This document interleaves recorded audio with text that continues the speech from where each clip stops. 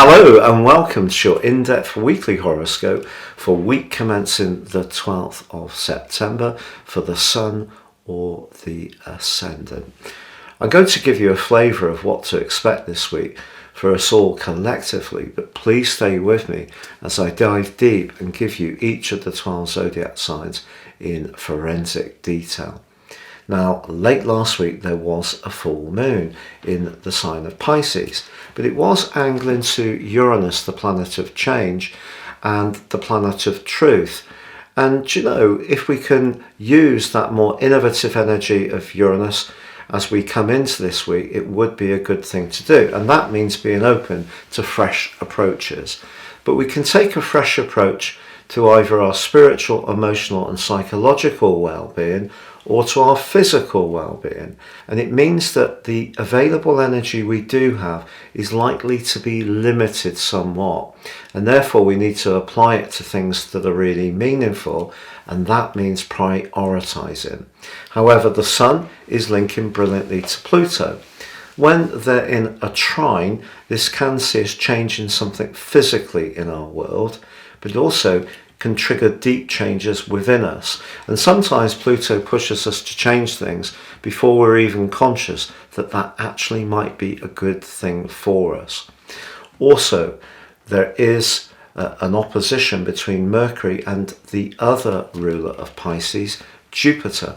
And this is going to be going on right from now right through to the end of the month. And they're both in retrograde, and in their own way they both have an impact on travel but also ideas. So I think it's important that we stay quite grounded around our ideas and philosophies.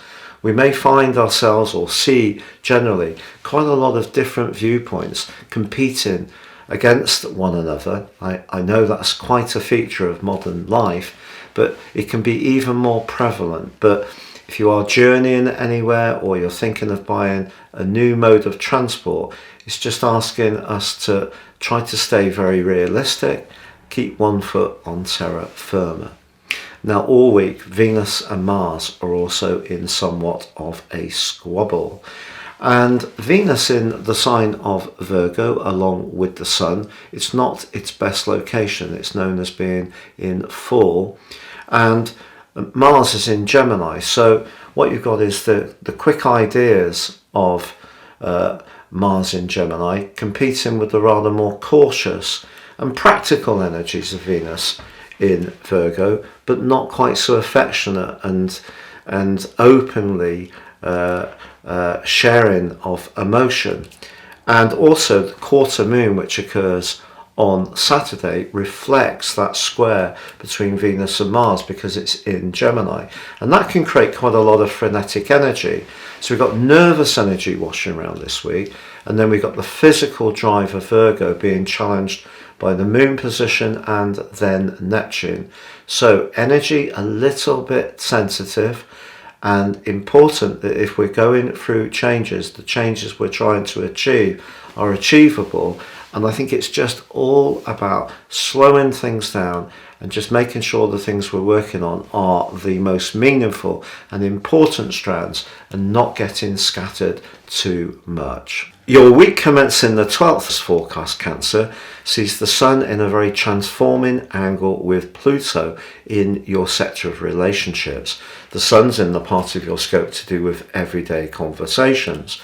But it's possible that even what seems to be quite a matter of fact discussion can contain some real insights or information that really can be very important. But of course, last week's full moon was all about the sharing of ideas and possibly about travel hopes too. And because Uranus was stimulating that in a positive way, being very open-minded is a good thing. It's just this week Neptune is exactly opposite the Sun, and that means that you can be very sensitive, but also the part of your nature that can be quite idealistic is very much to the fore. And with Mars squaring with Venus in your third house, and the quarter moon on Saturday with the Sun, what someone says perhaps in a bit of a careless way, or something can come into the open that you're not expecting, can actually see you rethink something quite significantly. And of course, Saturn and Uranus are back in that really abrasive right angle, which for you is emphasizing, on one hand, those future hopes, on the other hand, the reality of your financial situation, or the financial situation we're all being confronted with these headwinds caused by higher costs.